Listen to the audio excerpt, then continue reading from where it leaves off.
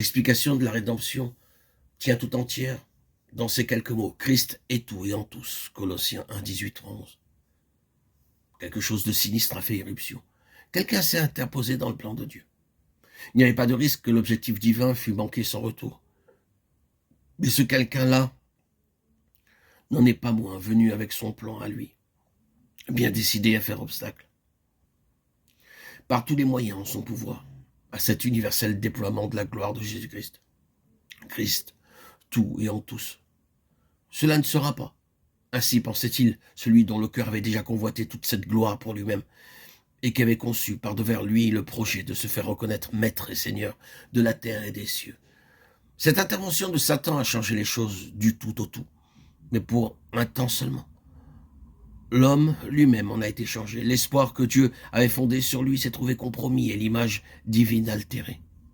C'eût été la ruine du plan de Dieu sans la rédemption, c'est-à-dire la croix du Seigneur Jésus-Christ. Pourquoi la croix? Comment expliquer le double aspect de cet acte immense?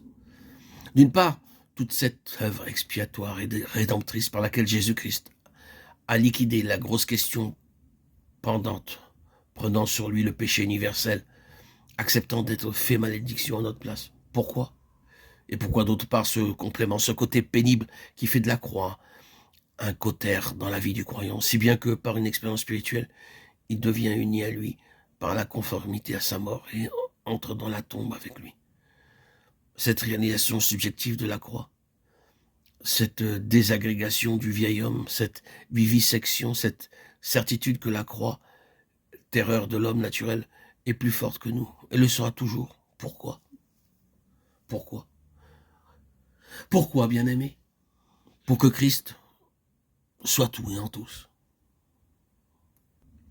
Pourquoi sommes-nous brisés?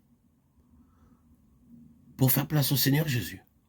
Pourquoi sommes-nous ainsi dans la poussière quand le Saint-Esprit réalise en nous la mort de la croix? Pour que le Seigneur Jésus puisse prendre la place occupée auparavant par la chair. Nous nous méprenons singulièrement parfois dans l'interprétation que nous donnons à cette constante application de la croix. L'ennemi est toujours là, derrière nous, avec ses malfaisantes insinuations, cherchant à nous faire prendre Dieu pour ce qu'il n'est pas. N'est-ce pas cruel de sa part de nous écraser ainsi, de nous humilier, de nous anéantir? Est-ce de l'amour? Cela, il nous laisse entendre que nous ne verrons jamais le bout de cette épreuve. Et il s'en faut de peu, quelquefois, qu'ils ne parviennent à nous ébranler. La croix, bien-aimée, n'a jamais eu d'autre but que de faire de Jésus-Christ notre tout.